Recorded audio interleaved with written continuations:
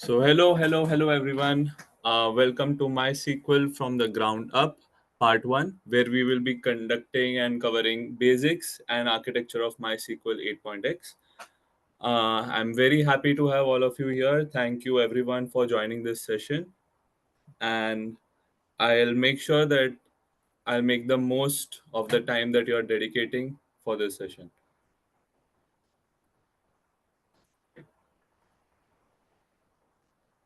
So, hey there, that's me. My name is Yash Kalpesha, and I'm currently pursuing my master's in data science at Stevens Institute of Technology.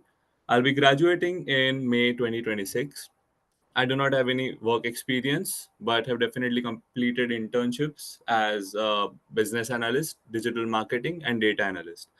I have hands on experience in using tools like Microsoft Office Suite, Python, SQL, Tableau, and I really love to explore, be it a new place or a new technology. Before we start today, an announcement. It is obvious that you will be having doubts while I'm conducting the session and teaching you several concepts. But for maintaining the flow of session, I would request you to note down your queries, and I'll instruct you on what can be done with it towards the end. So this is a journey today. I'll walk you through what is data and types of data, some key terminologies, client server model, what is MySQL, working of MySQL, and MySQL's architecture. The first three parts are catered for audience who have no experience in coding and anything related to database management. So if you belong to that category, please pay attention to first three parts to make things easier for you. Let's begin. So what is data? Data is everywhere, and data is being generated in the most unimaginable scenarios. We need to learn what is data because they are the fundamental unit of any database management systems. Data refers to a collection of raw facts, figures, or symbols which represent value, observations, or measurements. And these facts have no meaning on their own until they are processed. It is important that all the data that you have acquired is processed, and data can be present around you in any format, and you are either being a part of the data or generating data. So for example, if you're scrolling through Instagram, your user activity is being tracked. That is a data that is recorded by the company for analyzing your behavior. If you're using your mobile data, your telecom company tracks your data usage to help them understand what will be the billing of your device. And also, if you're playing any online games, you must have come across a section known as statistics, where you can review everything that you have done in the game since the day you joined, such as matches played, um, what is your rating, if you have been flagged as a sorry, yeah, if you have been flagged as a malicious player or not. Now, since I've been talking about that data needs to be processed, what does this processing mean?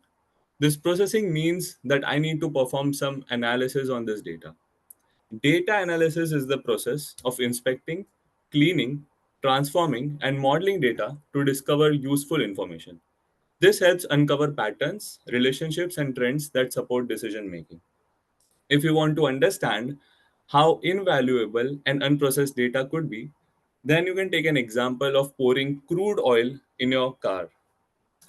Crude oil does contain petrol or diesel, which is something that your car really requires and runs on. But it is totally useless to pour crude oil because it is not processed. So you need to, in order for your car to run, you will have to make the crude oil undergo a series of process and treatments so that you can derive petrol or diesel at the required stage and then pour it in your car to make it functional.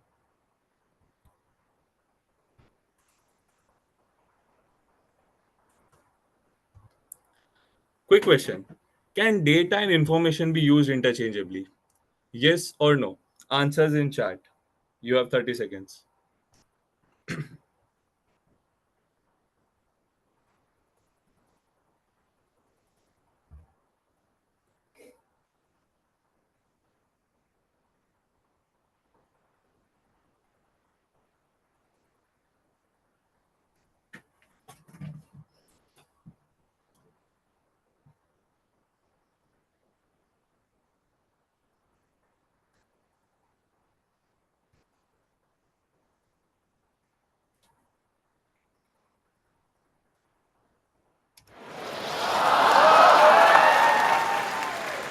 Okay. So majority of your answers are no. I could see one yes, but that has been converted to no as well. Yeah. So you are right. Data and information cannot be used interchangeably. That is wrong. And to explain this, if your answer was yes, then to explain this, I would like to create a difference between these words using an example of a word search game. I'm sure that you must have played this game at least once in your life. So what does it look like when you have a first sight of a word search game? You can see a bunch of letters totally arranged in a random number of rows and columns. They have no order of occurrence. All right, it looks entirely messy. This is exactly like our brain 5 minutes before every exam, right? Now, in this randomness, if you start processing what you just see, you will figure out that in this randomness that there are certain words that actually make sense. I will not give you the time to I will not give you, sorry, I will not give you the pain of finding those words, but some of them are structured, query, and language. And while I'm saying this, I can also see words like fan over here. And exactly these words are known as information. So, data is something that is obtained directly from the data generating sources. Data generating sources do the task of only reading what they are tasked to do. They data is usually messy, so it is important for you to process this data, and what you obtain at the end is known as information. And this information holds so much value that you can perform an entire analysis and perform visualizations, train models, AI based models, and other systems as well. So information is very valuable. So if you have understood what is data, let's understand what are the types. Data, as everything else in this world, is also categorized based on several factors. One such factor is based on its nature. So, based on the nature of data, it can be divided as qualitative data or quantitative data. Qualitative data are generally descriptive in nature. They are usually string type, and you can also say words. They are non-numeric, as mentioned, and since they are words, they cannot be measured as well. Um, Quantitative data, on the other end, is numeric in nature. You can measure it, and it is finite or infinite. So, if you come across any numbers in any data set or data, it is possible, it is most likely a quantitative data. Now, each of these types are further categorized into two subtypes. In case of qualitative data, it is subcategorized into nominal data and ordinal data. Nominal data are data which has no logical order. So, as you can see in the picture that I have used, green, pink, and blue shirts, it doesn't matter which shirt am I picking first because there is no logical connection between these three shirts. Ordinal data, on the other hand, is again having words in them, but those words actually make sense when pronounced in an order. So words like first, second, and third, high, medium, low, and of course, rank of a police officer, rank of a military person. So these ranks being in words actually make sense. Next comes quantitative data, and they can be subcategorized into discrete and continuous. Discrete data is something that you can easily count, like number of slices on a pizza, number of cars in a parking lot. They are usually integers. Continuous data, on the other hand, cannot be counted. It is infinite. An example of this is a real number line, where any number that you can think of is a part of that line. An example of continuous data is your height. Height can be measured in centimeters. So your height can very well be around 150.2 centimeter. It can also be 150 centimeter, 155 centimeter, and also 150.2354 centimeter, depending upon the level of precision considered. But everything is considered as valid.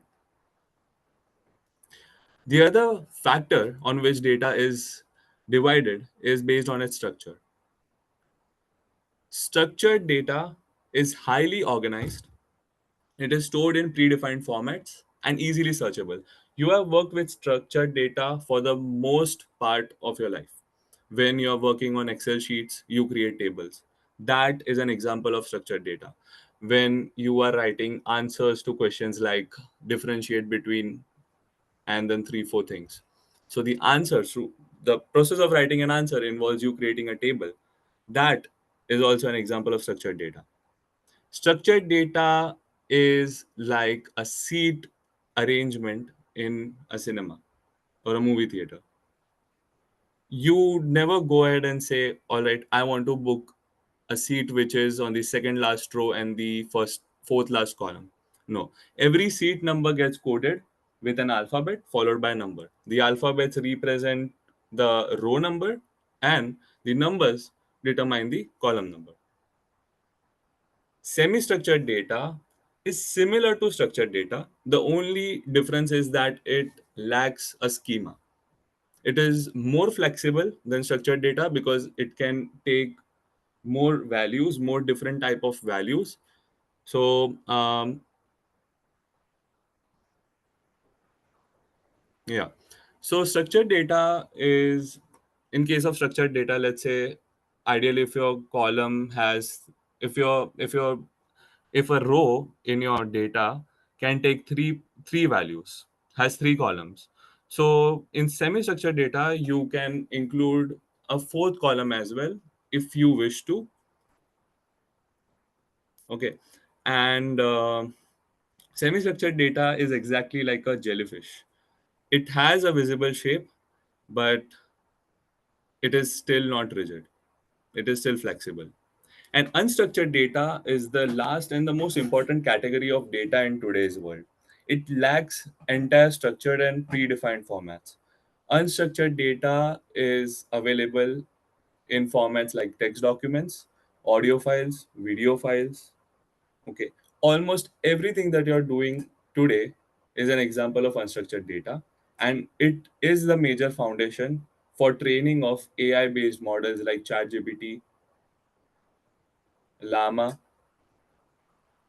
and yeah, other transformers as well, like BERT, even image generating machines like Dolly 2.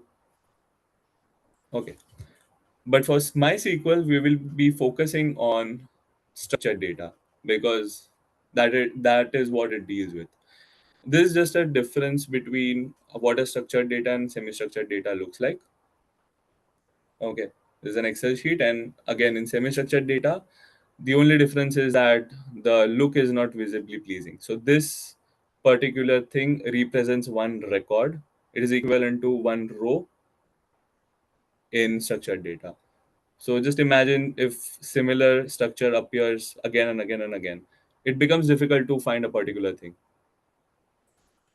Okay. So now that we have understood the what is data and types of data, let's move on to some key terminologies that will be used further and is important if you are studying database management systems. The first one being table. Table is nothing but a set of data which is organized in rows and columns. When it comes to database management systems or data sets, rows are usually referred to as records and columns are usually referred to as fields. Database is an organized electronic data collection. Nowadays, we maintain this database on a computer system, but earlier we used to follow bookkeeping technologies as well.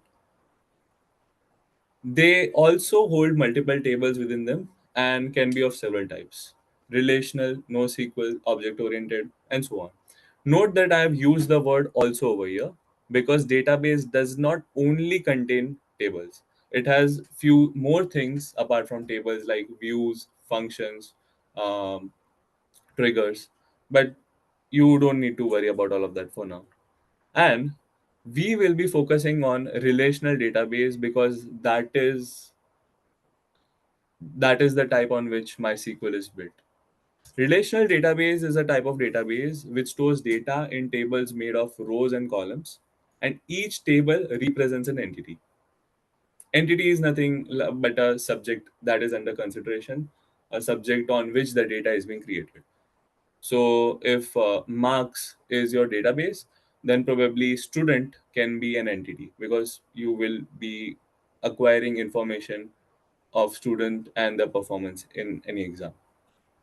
Schema is a blueprint that defines how data is organized, stored, and related within a database, and this ensures consistency and integrity. So, schema defines that okay, how many columns does your database the table should have. It also defines what type of values can be accepted in those columns. It also defines whether your record can have null values or not. So it is just a blueprint. It is like creating a base foundation of how a table should look like. And on top of that, then you can start inserting values. Now, there is no point in having a database or table where you can not make any changes or you cannot even access what is kept inside.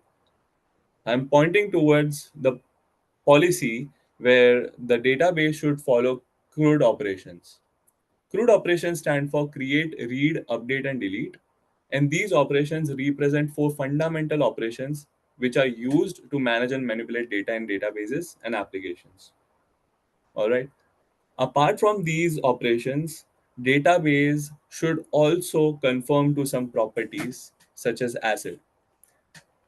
ACID stands for atomicity, consistency, isolation, durability. And these are key principles which ensures that the database environment consists of reliable transactions. These properties guarantee that all the operations are completed successfully or not at all. They maintain valid data and will prevent conflicts during simultaneous access. Once a transaction is committed, its results are permanent, even in case of a system failure. So you can think of an example where there is a bank and there are two accounts, A and B, and you are transferring $500 from account A to account B. If you go ahead and check the account statement for A, you will get an entry of $500 being debited from your account. Simultaneously, if you will be checking an account statement for B, you will get an entry saying $500 has been credited. So one change leads to two changes in the account statements. And this is what maintaining consistency in the whole bank environment means. Okay, client. Client refers to a person, device, or software application that is used to request information from the database server. You must have definitely heard this word. Query is a question, request that is made to retrieve data or information which is residing in the server. It is just like you checking yourself in when you go to a hotel. All right. If you are reserving a room, you will make a request for the same, and in return, you will be getting the keys. Now, every programming language, every database programming language has a particular syntax and procedures according to which these queries are constructed. Server is a computer or system that provides services, resources, or data to other computers over a network. So, yeah, these are some important terminologies that you need to be aware of. I'll leave them on screen for a minute, and we'll move from there on.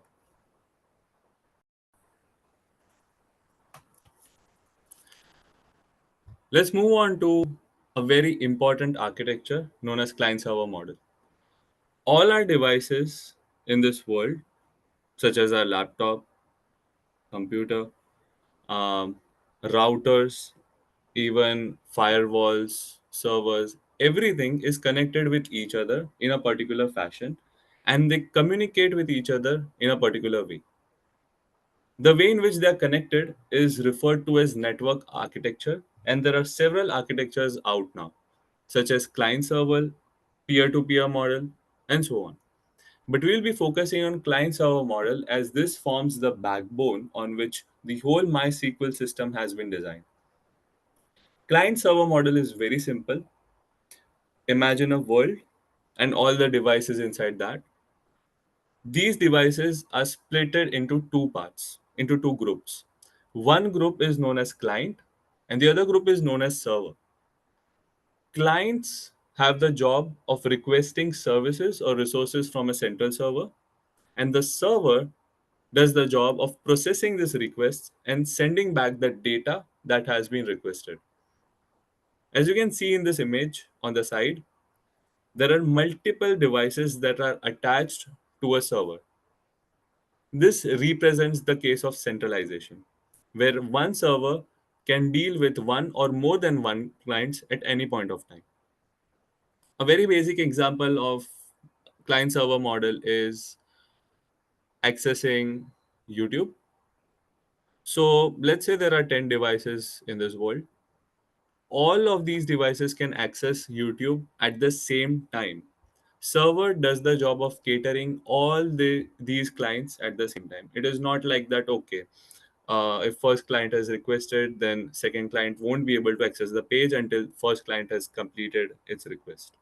It's not like that. All of us will get the same result at the same time. And this communication pattern is also known as request response cycle. We will come to it. Why is it known by this name? All right. Now there are some protocols. There are some rules that are defined in which the through which these devices communicate with each other in this architecture. Okay. There are some things such as IP addresses, port numbers, and these devices together follow what is known as TCP/IP protocol. If you are wondering what is IP address, then consider IP address to be a unique address that defines your device in a particular network. IP address is like a government issued document that uniquely identifies you in a particular region. It can be your SSN when it comes to US. And another example of, yeah, to explain port numbers, we can take this example that let's say there is a building and 50 different people are staying in it. So there are 50 rooms in this building. If I am asking all of them to provide their address and they do the same, what is something that is common in all those addresses? The name of the building, the area, street, city, zip code, and so on, right? This ensures that the location is unique, and based on this information, I can definitely reach to that building. And that is known as IP address. Port numbers refer to the types of services that a server can listen and respond to. There are different port numbers on servers, and each port number does the job of listening to different types of requests. And port numbers can be thought of as the difference between the addresses that are provided from 50 different people. Everything will be the same except for the flat number. The one living in 42 will give me 42. The one living in flat number 2 will have 2 mentioned in the address. So that is the difference, and this difference is also known as port numbers. So there are some dedicated port numbers on servers, like 80 is used for HTTP request and response. Port 80 is where you send all your requests to maybe access Google or any other web page on Google, YouTube, and so on. Similarly, all the requests related to database are sent to port 3306 of a server. The server should have the capability to serve these requests. So it is not necessary that all the servers will have these port numbers. Okay. As mentioned earlier, one server can handle multiple clients at any point of time. And security in the client server model is ensured through authentication, authorization, and encryption. So if you are maybe going to Netflix, you will always be asked to log in to the website. In that way, they will take your credentials and verify your details with the details that they have already stored in their database. So your access is authenticated.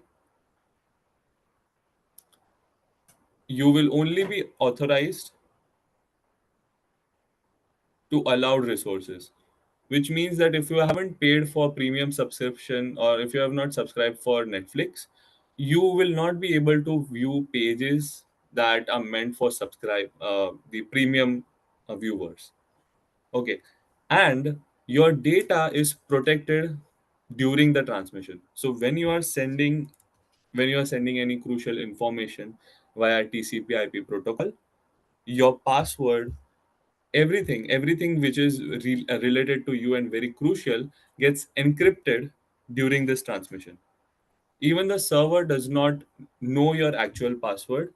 Server gets authenticated the authenticated string, which is also known as a hidden password. So yeah, even the server does not know what your actual password is.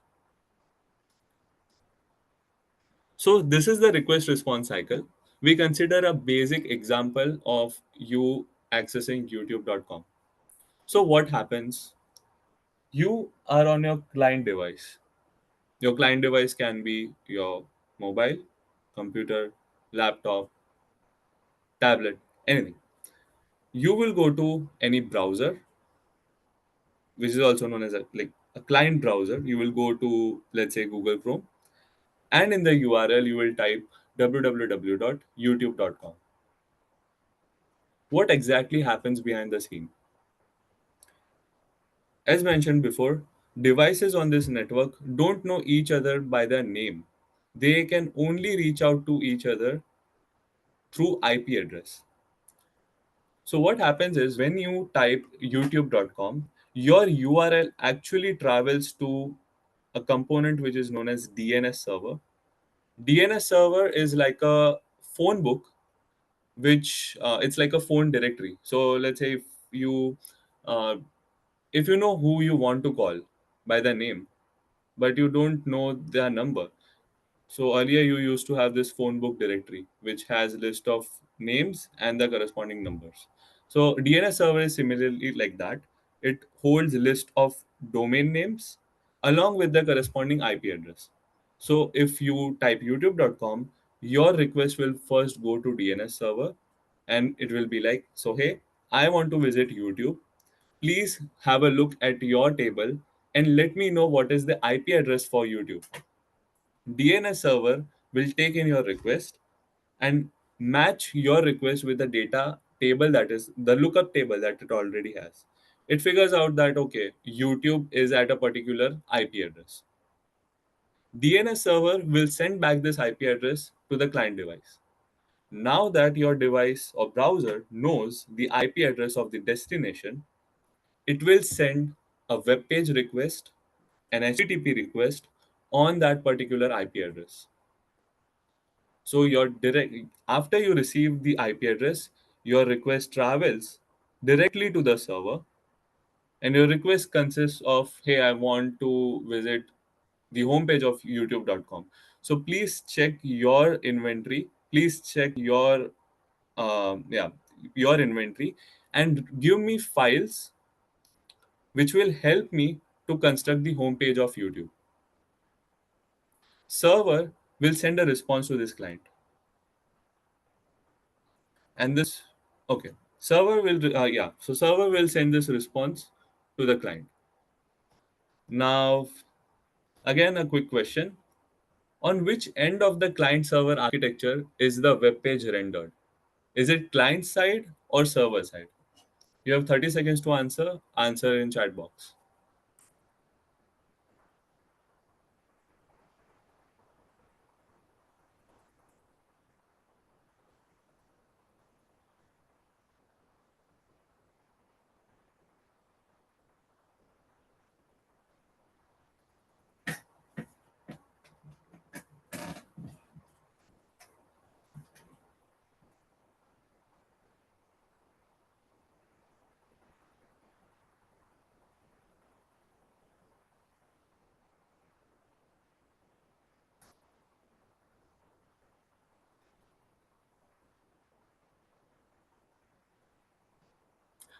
Okay, so maybe this seems confusing.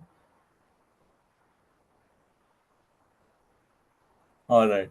So I've got both the answers, client side and server side. Um, but note that the question says, where is the web page rendered? Rendered is simply where is the final web page displayed. And of course, it is on the client side. Web. So, yeah. So the answer is client side. It is not server side because server is already doing a lot of job of accepting requests and sending response. It is not just you who is reaching out to the server and requesting for files. At the same time, million other users are also approaching the same server and having different types of requests. So web page can be generated on both the ends, client side or server side, but the final rendering, which is the process of displaying this web page, happens in the client's browser. And that is why we have the the point of having Google Chrome, Brave, is that these are different types of browsers, and they are responsible for displaying the web page that you have requested. Server will not create a web page on its end and send it to you. It is like, just imagine what is easier, shifting raw materials from location A to B in order to build build something at B, or is it like build something at A and then shift everything to B?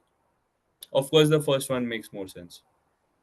So browser will send all the sorry, the server will send all the relevant files to the browser. Okay, and the browser will go through these files like HTML, CSS, and JavaScript files, which are required for building web pages. Browser will go through these files and execute them, and that is what you see on the screen.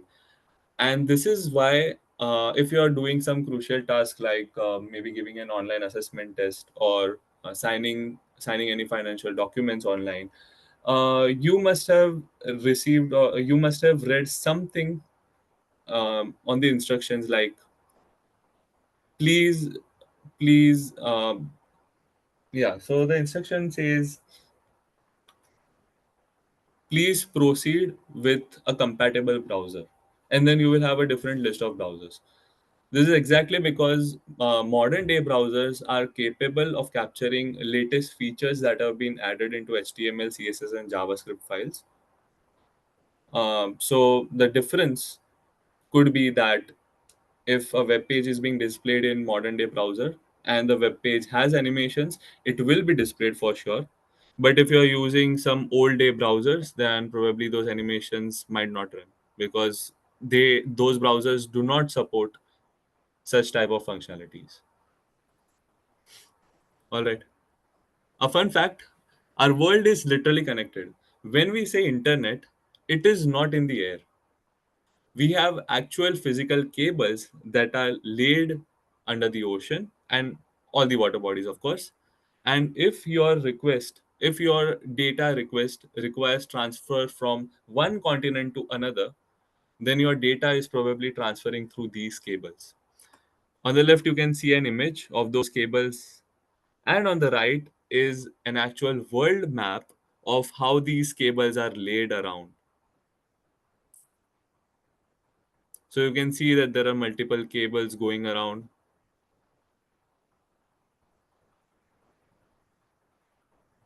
So, yeah, cables are physical, and your data does travel through these cables.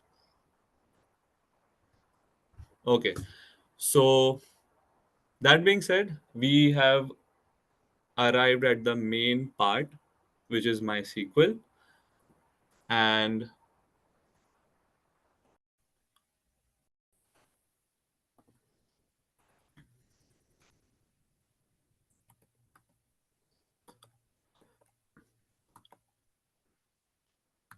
yeah, so we have finally arrived to MySQL, and let's start learning. Let's understand what it actually is.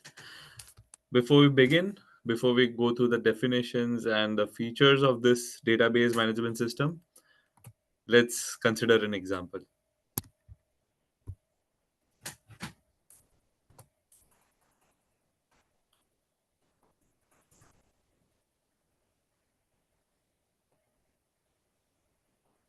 Okay, so let's take an example where you want to purchase a car, um, let's say BMW Model X. So you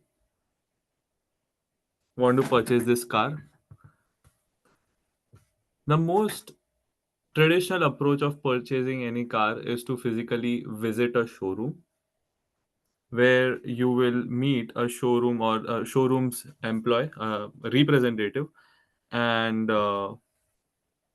you will of course be the customer. I'll just represent this with C, and the showroom's representative, um, I will call him as a dealer. So if you want to purchase anything, you will go and meet this person, and this person, the dealer, will show you a number of options, a number of the different cars, the models of cars that they have on display in the showroom. Let's say they are having X, Y, and Z variants, or the models of BMW car. Um, you just go, you reach out to the dealer and say that, hey, I want to purchase model X. Do you think the dealer will give you the exact same car that is being used for the display? No, those cars are actually meant for display only. So he won't give that to you. Dealer will reach out to, will contact the inventory or warehouse. I'll just mark it as I. The dealer will reach out to inventory or warehouse which has the actual lot of all the cars that they are planning to sell. So this inventory might have model 10 cars in model X. They might have 20 in model Y, and maybe two counts of model Z cars. Dealer will reach out to inventory and say, hey, one of my customers has requested model X. Do you have it in stock or not? If yes, then please give it to me. Note that dealer and the inventory are a part of, they come under the same hood. Okay. And the hood in our case is BMW. So BMW has a showroom. They also have an inventory or warehouse where all the cars are kept. So they belong to the same organization. It's just that they are functioning in different areas. So to repeat, client will approach the dealer and say that, hey, I want to purchase model X of BMW car. The dealer will reach out to inventory saying that, hey, if you have this particular model of car in your inventory, please check and give it to me. Inventory will check the data that it is holding. If things match, it will deliver this car to the showroom, and ultimately the dealer will get this car delivered or hand this car back or hand this car to the client. Okay, remember this story, and we will require this in few minutes. Have you understood this or not? Yes or no?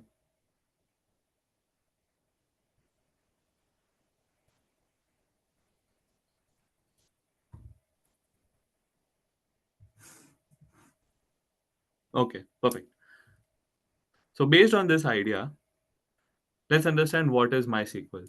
MySQL is a relational database management system, and this system is used to store, organize, and manage the data. Okay, it is an open source database developed by Oracle, and it utilizes SQL, which stands for Structured Query Language. As the name suggests, this language is used to deal with structured data. Client devices connect with the database and use SQL.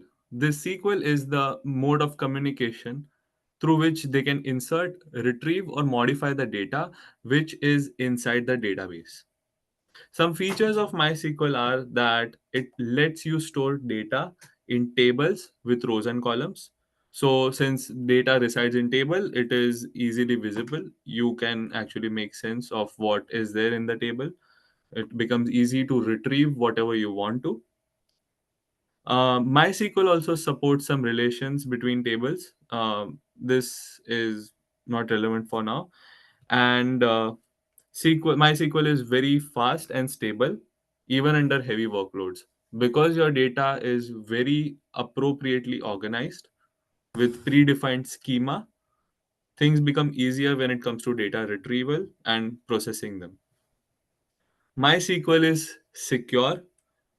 You cannot so when you will start practicing MySQL, you will realize that MySQL works on what is known as host based authentication.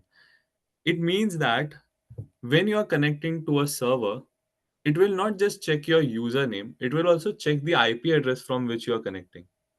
So if you are a user, if you have been given access to a company's database, all right, and if you have the credentials, you will think that okay, you will be able to access this database from any device. But no, that is not true. You will only be able to access the database through a device that has been provided by the company. If you try logging in through another device, you will receive an error because the IP address registered for that device is different. Lastly, the this management this RDBMS system is very scalable. MySQL SQL based database systems are also used like from small scale if you want to simply record the entries, or if you want to store the forms that are being filled by people on your website. If you want to yeah, your bank financial systems, everything, your banking systems, everything is based on, they largely work on and rely on the relational database management systems. And one more biggest advantage of MySQL is that it is widely supported. It is very handy. It is commonly used in web development. So if you are maybe coding in any other language, any other preferred language like say C++, you can still connect to a MySQL, a database server. It is possible. So it is very convenient for you when it comes to storing data. All right, now if you remember the story that I just shared, I want you to keep the storyline, everything, every scenario in your mind. I want you to keep things same. Just do one thing. Replace the characters that I've mentioned. Replace customer with client layer, dealer with server layer, and inventory or the warehouse which I was talking about with storage engine layer. And that is exactly how MySQL works. You have a client layer, which is entirely different body. You have a server layer, the gray box that you can see, everything is the server layer. And as you can see, storage layer, storage engine layer resides inside the server layer. So it is a part of server layer, but a subcomponent. This matches a lot with the example that I have shown here. Inventory belongs to BMW, but it is still separate from the showroom where all the cars are, where all the deals are made. Okay, so let's understand how MySQL works. When you download MySQL on your laptop, the server starts running. And when the server starts running, it will load the user table into memory on startup.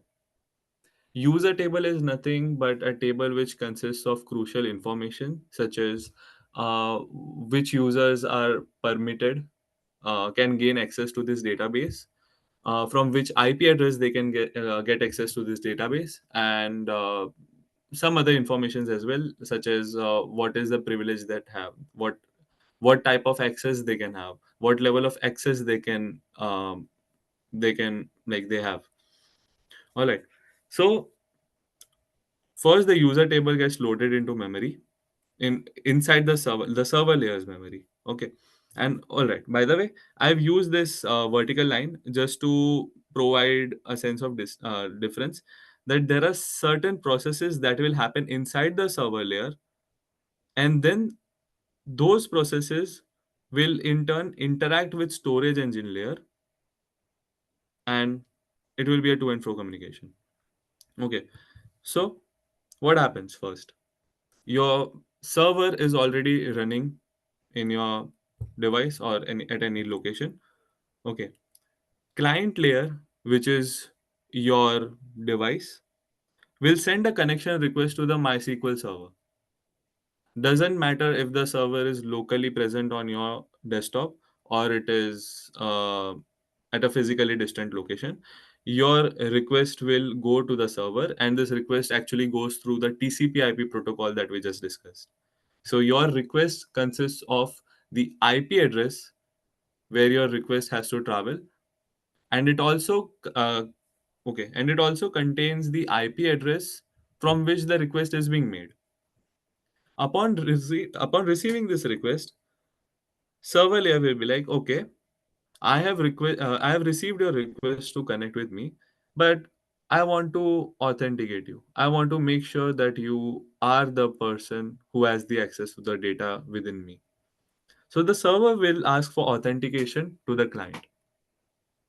This authentication is generally a password which only the client knows unless and until he goes out and shares it with everyone.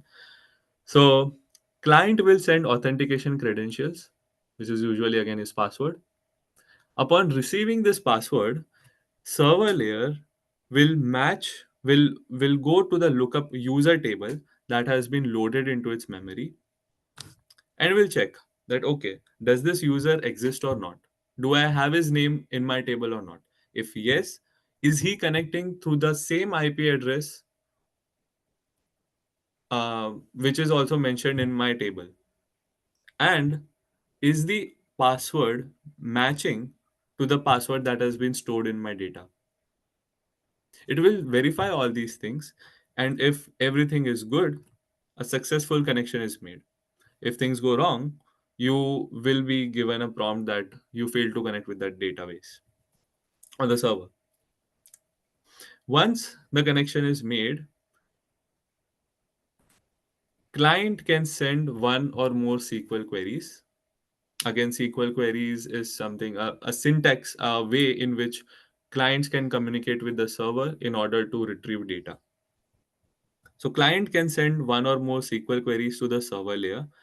This server layer will take those queries, perform some pre-processing steps, and after that, it will read or write the data depending upon what the query is. If the query is to maybe, okay, give me this much data from whatever you're having. So it will perform read or write operations on for the data to the storage engine layer, and the storage engine layer will then communicate with the data which resides on disk. Disk is an entirely different portion. It is not a part of storage engine layer, but disk is separately connected to server ideally. Okay, because disk holds a lot of storage. Disk is where the actual data resides. It is not feasible for data to reside on server because again, server is doing a lot of tasks of accepting, handling, and serving you and your requests. Okay, so storage engine layer will go to the data, to the disk which is connected with it. All right, and it will retrieve the data from there and return it to the server layer. Server layer will then return this query result back to the client, and then you will get the resultant table on your screen. To demonstrate this practically, I'll just switch my screen.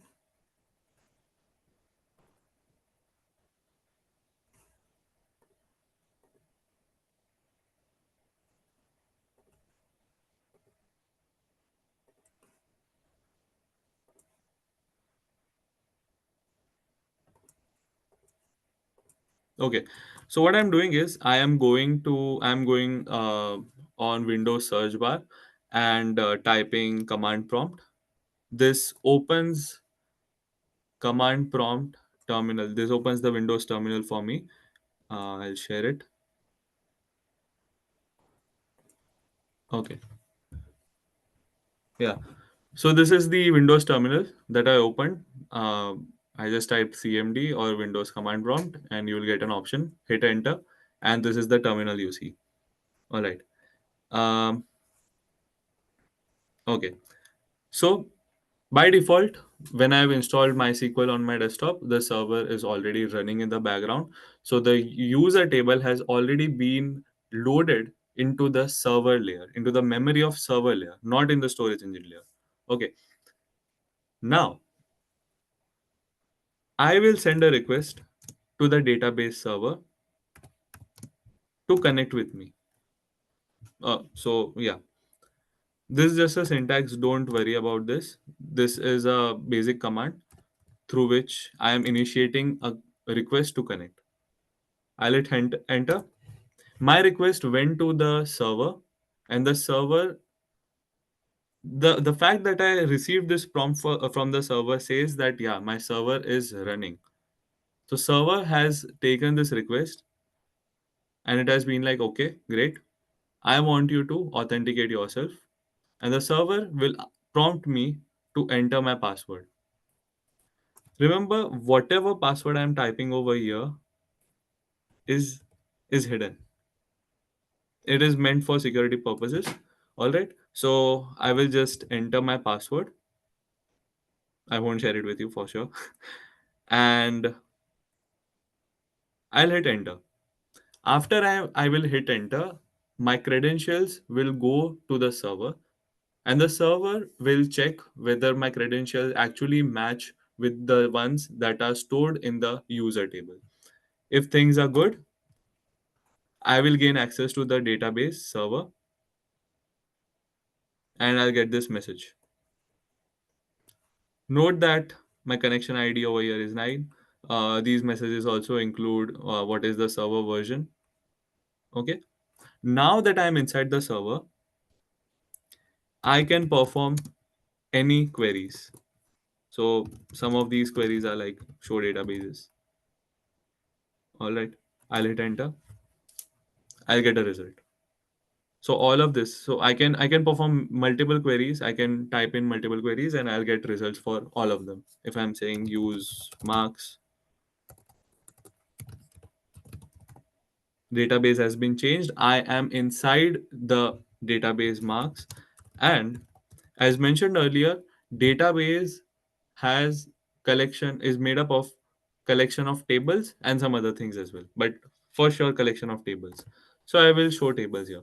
You can see that marks is a database name, and it consists of these tables: DT, finals, midterm, midterm 2. Point being, I can write more than one queries and submit it to the server because my connection with the server is successful. Okay, I'll also show you one more thing. Um, to get an idea of how what user table looks like, I'll just type in this.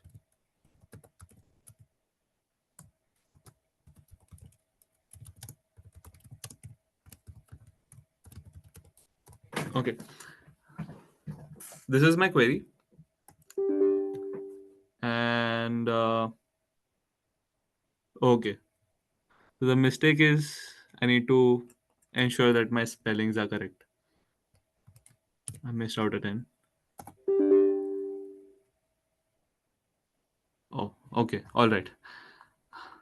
This is entirely different concept. I'll cover this later, but I am denied the permissions to use select command on these tables. This is because this is a user account.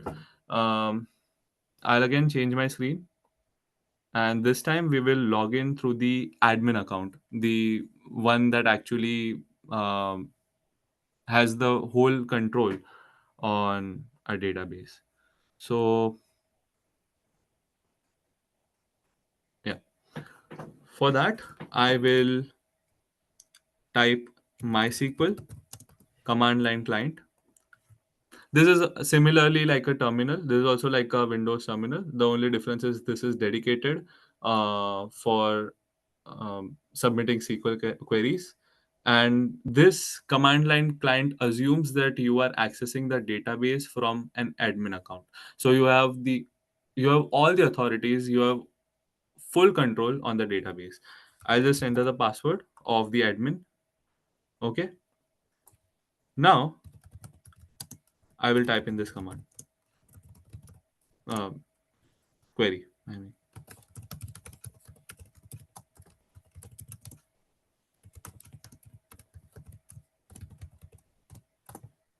all right. Just maximize it. Okay. So upon submitting this query, I got this result. This is to give you an essence of how user tables are like in the database. You can see that. So currently, my database server identifies two valid users. One is root, which comes by default when you download and set up the system on your desktop, and the other one is what I've created. That's my name, and it identifies that the host is localhost, which means that I am accessing the database from the same device on which the database is. Authentication string actually contains the password, but as mentioned earlier, all the credentials, all the crucial informations are encrypted before being sent on cables to the database.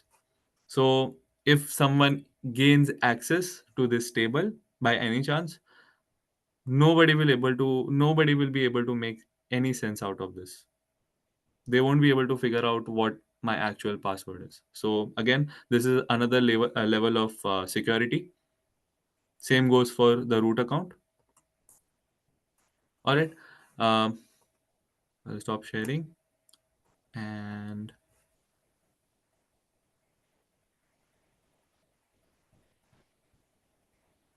resume. Okay,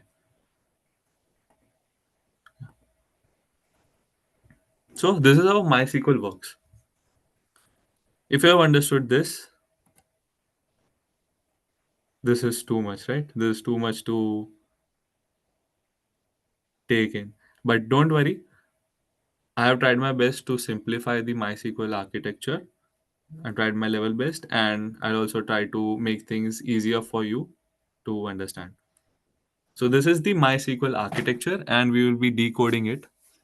As mentioned earlier, once again, client layer is an entirely different part.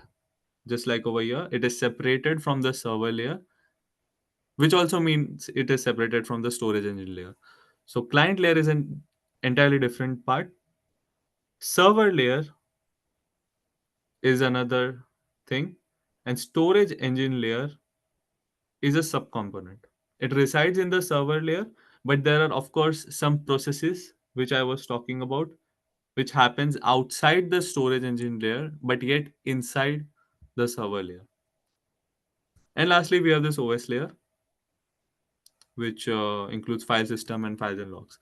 So client layer consists of application connectors and application interfaces. You can see that I have used arrows to connect client layer and server layer. One single arrow is double headed, which implies that the communication, the connection between client layer and server layer is a to and fro. Client will send a request, server will process it and send a response against the request. And there are more than one arrows used here, which also suggests the client server architecture, in which one or more than one clients can simultaneously access the database without any restriction. And all of these connections are of to and fro nature. So let's understand all of these layers in a bit more detail. Client layer consists of application connectors and application interfaces. Application connectors are nothing but software libraries and drivers which help in establishing a connection to the MySQL server. So, if let's say you are you are doing any web development, or yeah, you're coding in any preferred language. Okay, let's say you're building a website, and a portion of your website involves users entering that information. Let's say if you have a contact us page, so users will enter their information in that form, which needs to be stored somewhere. The ideal thing where your the details of the user can be stored is in the database. But you have coded your website in, let's say, C++, which is entirely different language. So how will you connect these things? The answer is you will be using application connectors. Every programming language has a dedicated library or driver which is meant to connect your work that has been done in that programming language, to a MySQL server. So if you are coding in C, C++, Python, Java, you have these dedicated libraries with which you can connect your website with MySQL server. And they are useful in translating the application language's function call into protocol compatible commands. They will automatically connect with the server, and whatever requests are being made, these requests will be converted into queries that MySQL can understand. And lastly, again, these connectors are also responsible. They also help you in converting the server's response back into the format your programming language can understand. So, this is one way in which clients can connect with the server. Another way is application interfaces. These are platforms or tools which act as a channel for users and client applications to communicate with the database server. So, like I showed you earlier, I had opened command line client. That is an that is a very traditional way of working when you are connecting with any server. So this opens command line. So when you download MySQL on your desktop, it gets downloaded as a whole package, and inside that package you have two components by the name command line client, which is a terminal, which gives you a terminal feeling, Windows like terminal feeling. And the other tool is MySQL Workbench. This is graphical user interface tool, and is meant for people who have no experience, don't have much experience in coding. You can perform the same tasks that you have in command line client in Workbench. The only difference is that you can actually do a lot of tasks by simply clicking here and there. Okay, you can click and edit the data type of the tables. You can even click and edit the values in the tables. You cannot do that in command line client. So MySQL Workbench is way more flexible, gives you gives you better control on the data that has been the data you are working on. Okay, so this is the client layer. Let's move on to server layer. This is a very main layer because this is where all your queries are being processed before being sent to storage engine layer. Server layer, first of all, consists of utilities and services. They are nothing but some add-ons or some additional components which are required to maintain the environment of the database to ensure that the database is functioning at any point of time, and it also performs some health checks here and there to ensure that the database is consistent. So some of the services, some of the things that belong to this component are permission checking, logging. Logging simply means that it keeps a record of all the activities that you have performed that as a client with the database. The performance of the server is being monitored, so it keeps a live status of, okay, how many people have connected with the server, how many clients have been has okay, how many clients have disconnected with the server maybe in past 5 seconds. Okay, query profiling, again, it prepares the query and ensures that the query is fit and it is perfect uh, for the database to like go to the database and fetch the data. And error handling, we have some backup and restore mechanisms protocols which a database server will follow. So in case if you are sending a request to the data and for some reason the database so while processing your request, the database crashes, the crashes. So they have a backup and restore mechanisms. There are many mechanisms, but one such mechanism is where the server will roll back to the previously stored state. It's like you opening a Word document, okay, where things are already written. Now you are making some changes to it, but you forgot to save it. What will happen? When you open the document again, you will directly go to the previous state where you have saved things. Okay. So this acts as a service hub and ensures security, resource control, and diagnostics are efficiently managed behind the scenes. We'll skip thread and session management for now. Uh, let's move on to connection layer. Connection layer is okay. Oh yeah. Connection layer is the first thing that any connecting client hits when it reaches to a server layer. All the clients park their requests here before they get the access or before they get the authority to submit queries. Connection layer performs many tasks, but some of the main jobs are connection handling, where it accepts and manages connections from the client and it assigns a separate reusable thread to each new connection. Connection layer is where the user's identity, the credentials that we were talking about, are verified.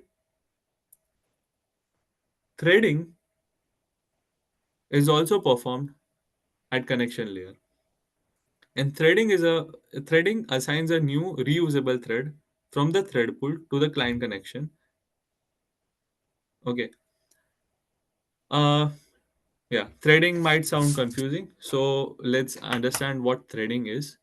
Threading is nothing but if you have, let's say if you have a big you are working like, okay, so you are working on a laptop.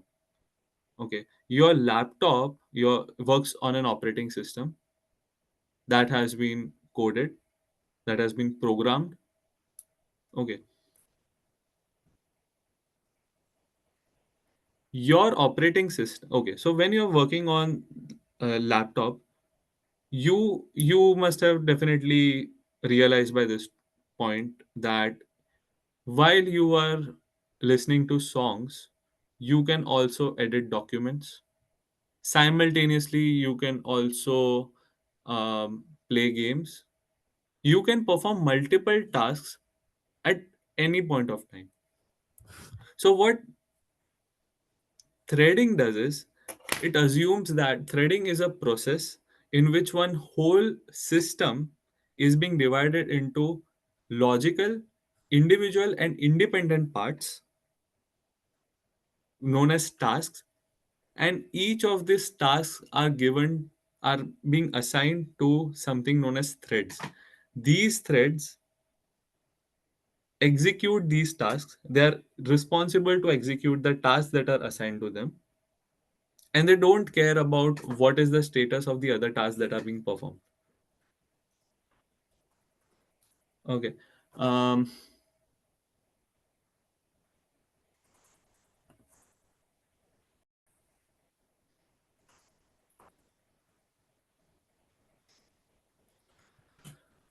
okay, so let's take one more example, um where you're writing a code which accepts values from user, two numbers from user. The code has, okay, I will draw it here. Okay, so the first part is taking two numbers,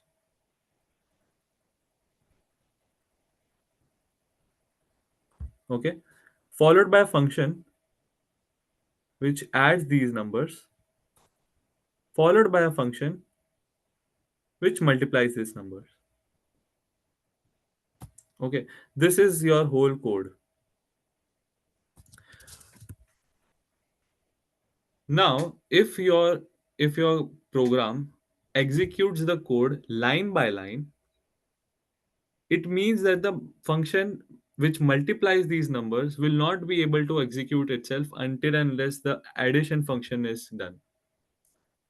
And don't you think that addition and multiplication of two numbers are two different and independent processes which do not depend on each other? All they require is two numbers, and that number is already obtained. So what threading does is it assumes this whole function, or the whole code that has been written, as a process, and it will divide this process into logical and individual tasks. I'll name it as T1, T2, and T3. It identifies that, okay, these tasks are independent of the other tasks. I can execute them without any dependency of other tasks. And each of these tasks will be assigned to something known as a thread. And these threads will do the job of executing these tasks. So let's say when it comes to executing this code, initial few seconds will be dedicated to execute task 1, because task 2 and 3 both depend on T1. The thread, after executing this task, will acquire the two numbers that have been entered by the user. And now, instead of just performing task 2, there will be a split, and there will be a simultaneous execution of task 2 and task 3. This in turn saves a lot of time. The code here is very simple, so you won't witness the changes, the benefits. But if you have a larger code, then the execution time is greatly reduced because of the process of threading. And threading is everywhere. Like threading is the basis. Like our whole OS system is also functioning on the concept of threading. This is why I can use my notepad. This is why I can also use Google Chrome at the same time. Okay. Threading is also used in these online meetings, Zoom meeting right now. You can hear my voice. That is one task. You can see my screen. That is another task. This meeting is being recorded. So whatever I'm saying will is being converted to a transcript live. So all these tasks are independent of each other and are functioning together. Okay, so this is what threading is. We have two types of threads in server layer. First one being receiver thread. Receiver thread resides in the connection layer. The only job of receiver thread is to accept and establish a new connection with the client. And once that connection is successful, receiver thread will pass on everything to what is known as worker threads. Um, yeah. So receiver threads are over here. Yeah. Receiver thread is over here. And worker threads belong to the thread and session management layer. So after everything is done, the receiver threads will send um, the connection, the session to the thread and session management layer where the worker threads reside. And the job of worker threads is to then assist the client in in accepting the queries sent by client, processing them, and returning the relevant data. Okay. Now this is being done, so we can go and explore what is thread and session management layer. Thread and session management layer is responsible for handling user sessions. Now, how is this worker thread assigned? So when so two things are happening simultaneously. Your connection is being validated at the connection layer. All right, and receiver threads are responsible for establishing a connection with them. Simultaneously, there is a thread pool, which is nothing but a collection of different reusable threads, which are stored in a group.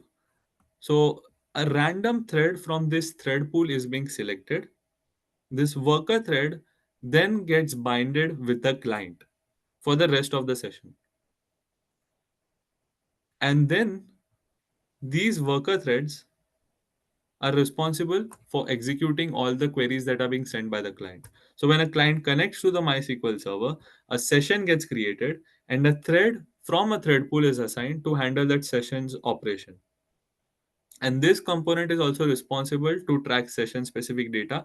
It will hold all the variables that are necessary or that are associated with that particular session, such as where exactly the client is in the database, um, and the this thread, the id that you when we successfully connected with any database server, you saw that we were also assigned a connection id. That connection id is useful so that we can identify these threads separately from all the other multiple requests that are being made from the client. Note that more than one client and many requests are being made to the server. So all of this is done to create a distinction between you and other people. Okay, let's move on to SQL layer. SQL layer is very, very crucial. It is considered to be the brain of server layer because this is where all your queries that are being submitted in natural language are being processed and made relevant to be sent to the storage engine layer for retrieval of the data. SQL layer consists of series of components which a query passes through, and we will be exploring that. First is Lexer. Lexer does the job of accepting the SQL string that has been written by the client, and it performs tokenization on that. Now, if you have done natural language processing, if you have studied about it, you must be aware about what tokenization is. But if you haven't, then tokenization is a simple process in which a sentence is being broken down into logical, individual, and independent, indivisible components called tokens. So, for example, let's say this is another example of a query. Again, don't go behind the syntax. Uh, the query is select name from students where marks less than 20. MySQL queries are very user friendly when it comes to reading it because merely by reading it, you can make a sense of what this query will do. So, as mentioned over here, this query will go to a table named students. It will check the list of students, the rows where students like the marks that they have attained is less than 20, and it will return their names. So in return you will get the list of students who have scored less than 20 marks in any exam. So if this is the input query submitted by the client, it will first, after connection layer and everything, after the connection has been made, it will pass through a lexer. Lexer will take this input and divide it into, it will perform word based tokenizations. Okay, so you can see select, name, from, students, everything gets separated. It will check for valid character sequences that form valid tokens, and some errors at this stage that occur are invalid characters or malformed letters. So, like I was when I was showing you hands-on terminal, so I made a mistake, spelling mistake. I forgot to include an N in authentication. So that raised an error. So similarly, spelling mistakes can occur when it comes to writing these keywords like select, from, where. And if these spelling errors exist, they will be detected at this particular layer known as Lexer, and your query will not be processed further due to this error. If things go good, your keywords are good, all the um, yeah, if your keywords are good, all the literals are perfect, then your query moves on to the next stage, which is also known as parser. Parser will take this stream of tokens and it will validate the grammatical structure of the SQL query. Every language is based on a grammar, grammatical context. They have rules defined that, okay, if I am using, so MySQL has this rule defined, if I am using select clause, then select should be followed by some database name, sorry, a column name. All right. If I'm using where is a condition. So where should be followed by a condition. I can't just end my query saying select name from students where what. It doesn't make any sense. So parser performs syntactic analysis and it checks for the structure of the query that has been written, if whether it conforms to the defined rules, grammatical rules of MySQL, of the query language. Okay, if your keywords are missing, or if the tokens that have been generated are unexpected, then parser will flag an error. So by the way, when you are writing any query in SQL, you should end it with a semicolon, as you can see above. But if you have, let's say, if you end it with full stop, it will be passed by the lexer because tokenization is still valid. But parser, which checks the grammatical structure, will say that, okay, ideally we should expect a semicolon, but you have not mentioned semicolon anywhere. It's full stop, and hence it is wrong. So in such cases, parser is the stage where your error gets flagged. Parser leads to generation of abstract syntax tree. It is nothing but a very basic, like it's like a tree. Okay, and it just converts it. The point is to convert the query that has been submitted by the client into a structure, into a better structure that the server layer can understand and process further. So this is just an example of what it exactly does. Okay, so you have the query and the corresponding AST for that query. All right. Now that a parse tree has been generated, your query reaches to a stage known as preprocessor. Preprocessor performs semantic analysis, and this is where the table names are resolved and column names are verified. And all the data types that have been defined in the schema are validated. Preprocessor also checks if you have the privilege to um, if you have the privilege to gain access, if you have the privilege to access those tables or not. Okay, so just to make things simple, I know it got very complicated. To make things simple, This is a small table where I have highlighted what mistakes are detected at which layer or which level, and an example as well. So as you can see that if I have made a typing mistake in keywords like select, from, as you can see in the example, such mistakes will be detected at Lexer. If the grammatical structure of my query is incorrect, this will be captured at parser. And lastly, if my query is grammatically correct, if all the spelling mistakes are good, lastly, if the tables or the columns that I am trying to access from the database is actually restricted for me, so this will be identified and detected at preprocessor. Okay. um if you remembered when I was if you remember when I was working on terminal and I performed a select, I implemented a select clause, and you saw a message that select has been denied for user on a particular table.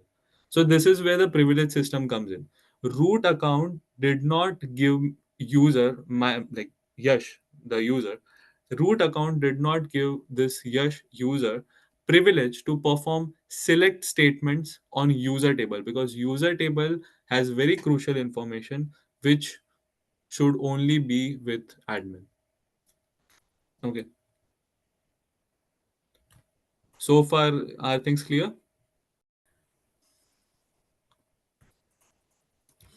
So after so if your query has passed all these three layers, it means that whatever you have submitted to the database is grammatically correct, has no spelling errors, and you have access to all the things that you have mentioned in the database, in the query. Sorry. Once these three stages are passed, your query moves on to something known as optimizer. Let's say you are working on a mathematical problem.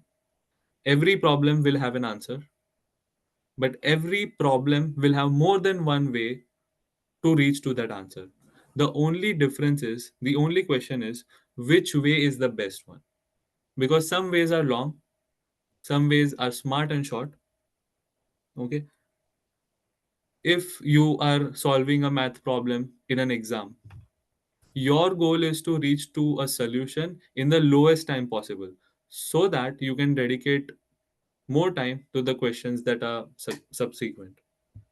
So optimizer does the job of analyzing this past tree or the query, and it will come up with several execution plans.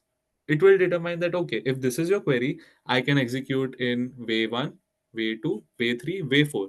And by performing all these execution, either of these plans, I will get the answer that you are seeking for. But optimizer also decides out of all these ways which is the best one. It will apply several strategies and ultimately decide which of these ways is best and and gives you the lowest estimated cost. When I'm saying lowest estimated cost, it is not always about the money. When it comes to programming, cost based approach also implies in terms of time and compute. So if your program is taking more time, then it is not efficient. Or if your program is maybe written in a way which causes the CPU and like the transfer of data from CPU and disk, if that happens almost all the time, again, that is not fair. That is not good. So simple. In one word, optimizer checks your query, comes up with several strategies, several different ways in which your query can be executed to reach to one single answer. But optimizer also decides out of these ways which is the best way to execute your query. Once that plan has been decided, the plan and the query is passed on to the executor. Executor does the main job of interacting with the storage engine layer, which is again a subcomponent of server layer. So there is a connection there. It will engage with the storage engine layer and retrieve all the corresponding rows or data blocks which the query has requested for or the user has requested for. This is the part where all the filter conditions on the data are executed, and it also handles operations related to sorting, grouping, aggregations. And once this requested data is retrieved from the storage engine layer, executor is responsible to send this data back to the client. So remember the to and fro communication I was talking about. So executor is responsible upon to send this data back to the client, which has issued the query. So this is about server layer. Now let's go a level more deep inside server layer, which is also known as storage engine layer. Storage engine layer is very simple. This layer is responsible for handling actual data storage and retrieval on disk or in memory. Note that this layer is responsible for handling. Okay, this is not the layer where your data resides. Data resides on disk, and disk is separated from server. It is not a part of server. So storage engine layer acts as a mediator. It's like a mediator which communicates with your disk or the OS layer in a way which they both can understand to retrieve the files which are residing on the disk. Now, storage engine layer consists of different types. They offer different types of engines, storage engines, and each of these engines specialize in different use case scenarios. InnoDB is one such engine, and it is the default storage engine in MySQL. Whether or not, while creating a database or table, whether you are mentioning the storage engine or not, by default, all these things get stored in InnoDB storage engine. Why? It is because it is perfect for the modern day use case scenarios. It is highly used for transactional applications that require ACID compliance. This engine provides high concurrency for both read and write operations, which means that multiple users can either read data from the database or insert values into the database at the same time. InnoDB also comes up with crash recovery and rollback mechanisms. So, in case there is a server failure due to any reason, your server will return to the previously saved state. So, it has those mechanisms, so data won't be lost. It is ideal. So, InnoDB is used for systems like e commerce platforms, banking software, as I mentioned, and also for web applications because multiple users are trying to connect with it. Another engine is MyISAM or MyISAM. This engine is useful in scenarios where the applications are read intensive and it is used for read operations. Um, Data is barely inserted or edited or added into the database, into such tables. And one drawback is that there is no crash recovery or rollback mechanism. So, unlike InnoDB, if things go wrong, you might lose data if you have stored it in MyISAM storage engine.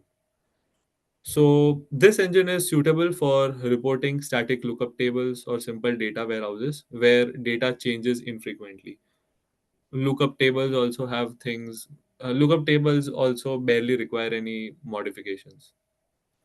They are just like reference tables. Um, Another type of storage engine is memory. Memory will store all the data in RAM and is used in cases where rapid and frequent data access is needed. Okay, as I mentioned earlier, if a client requests through a query, your query gets processed, storage engine layer will reach out to disk and request for the relevant data.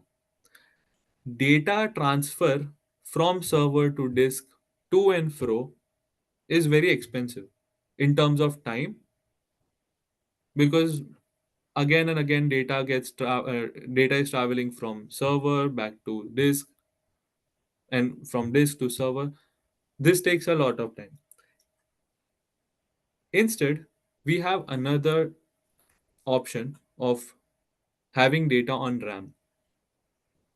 What RAM does is you can think of it like that. If you have a data on RAM, it is similar to having data very close to your CPU. So if your CPU is requesting for a data, and if that data resides on RAM, it will quickly go there and get it instead of traveling the whole way and connecting with the disk and requesting data from there, which is way more at a distant location.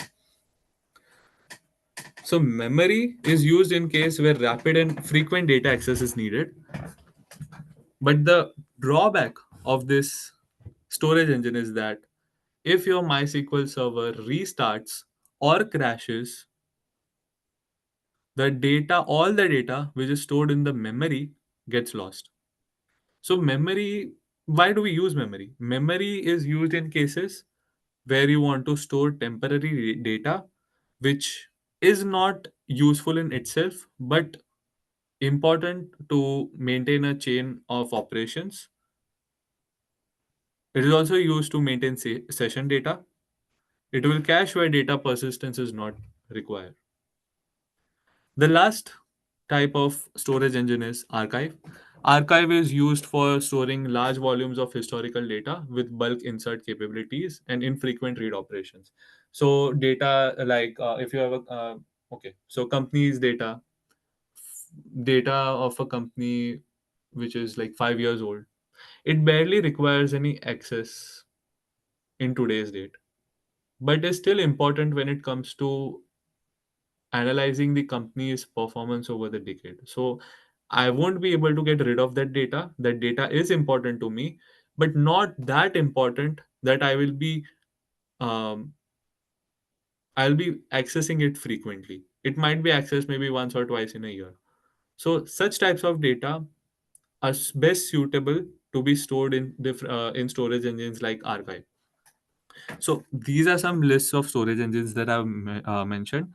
But the storage engine layer is a pluggable layer, which means that there are multiple other storage engines which are suitable for different use case scenarios that can be attached to the server layer as per the user's need. Okay, these are some few and important ones. Lastly, we have this OS layer. OS layer consists of file system, which is essential to manage the data's physical storage. OS system will lead to generation of all low level input output functions. OS layer has this file system, and file system has the basic responsibility of ensuring that reading and writing from and to files is maintained. And this layer also utilizes the OS to send requests to the file system when it needs to access or modify data. To store or retrieve this data, the file system then communicates with the disk itself. Files and logs is one more that belongs to OS layer. And files and logs is where all the critical data and all the important data resides. Okay.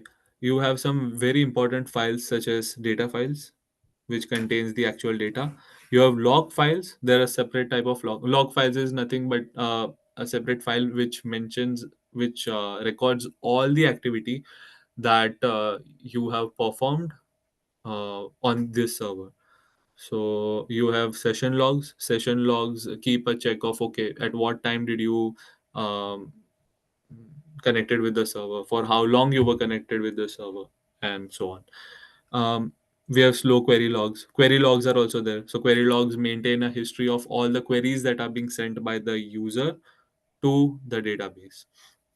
And these files are maintained on disk and they persist across server starts. So even if your server fails due to any reason, your data won't get deleted because it is situated on disk, which is entirely separated from the server. This allows MySQL to recover from crashes, track activity, and replicate data accurately. So that's it.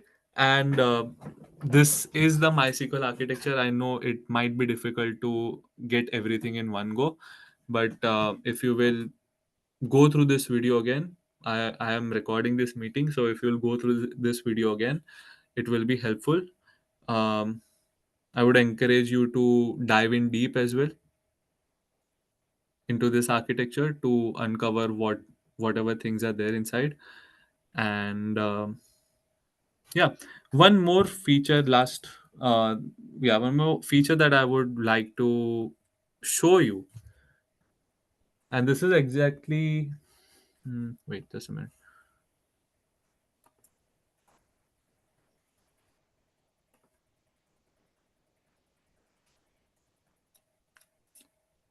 Okay,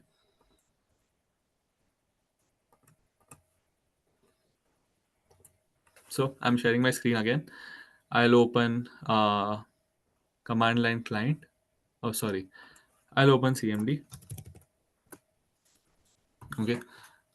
So I'm sharing one feature that MySQL has. And this is exactly why I started to learn about this architecture in depth. I'll show it to you. We are doing this. I'm connecting with the server. This time I'll connect with root account. Task me to enter the password. Enter the password. This is the connection ID. Okay. Okay. I'll show you one thing. If I will type in this command show process list, this gives me a detail of which users are currently connected with my database. This gives me all the detail. So right now I can see, okay, if my connection ID is, so this table gives me a snapshot that, okay, someone with connection ID whose name is user is connecting from localhost 58453 and is currently trying to query something from the database. Okay, DB is null because I have not yet selected my database. But um, if I will, let's say, if you can see databases over here. Okay, so if I will go into, let's say, marks, my DB here will change to marks. This is again a snapshot.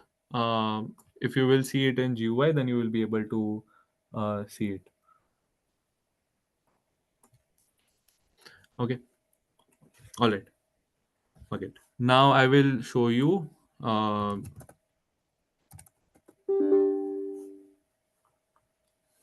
okay, I'll show you one feature. I'll go to use world. Oh, sorry, marks. My database has been changed. Show tables,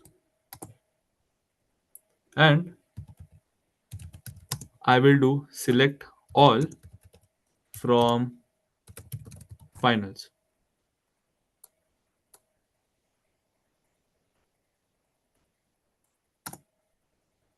Okay, I'll type in this query once again and send it to the database server. Just focus on this area. What is different in both these results? Can you mention this in the chat box?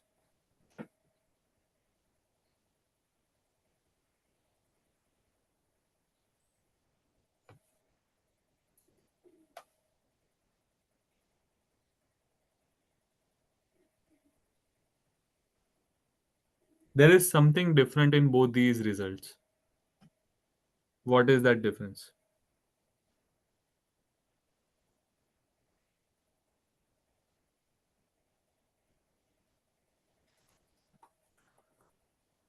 Perfect. So for the first result, as you can see, yes, the first result that you can see when I submitted this query, it took the server to give the response in 0.03 seconds. And when I executed the same query again, the results were obtained in less than 0.03 seconds. It is, of course, not 0.00 seconds. It is like 0.00, maybe 4 5. It is just rounded off, and we are getting this answer. Thing is that if I'm running a similar query more than once, the execution time is reduced. So initially, I thought that maybe it is just because it processed faster by fluke. I typed in again. Again, the results are obtained very quickly. Upon learning more about this architecture, I came to know that there are some caching mechanisms uh, which MySQL runs on, and the InnoDB. All my tables are being stored in InnoDB. So InnoDB has something known as InnoDB buffer pool. What this buffer pool does is it takes in the query that has been submitted by the client, it executes this query, and it also stores a copy of the table that has been displayed to the client. It stores a copy of the table with itself, not on the OS layer, but inside the storage engine layer. Benefit: if the user will submit a similar query in the future, instead of storage engine layer having to connect with the disk OS layer to retrieve the data, it already has this data with itself. So instead of going to the disk, it can simply take the data that it has and display it back to the user. And this is why the execution time gets reduced after a user when a user submits a query, same query, more than once. So this is a caching mechanism which is very amazing. This is also another beauty of MySQL. So that's it for today's session. Thank you all for joining. Um, if you have any queries regarding this session, let's connect. Shoot me a text on LinkedIn and we can resolve it together. All right. Thank you all. Have an amazing day. Thanks again for joining. And yeah, good night to the ones on the east. Happy learning. Bye bye.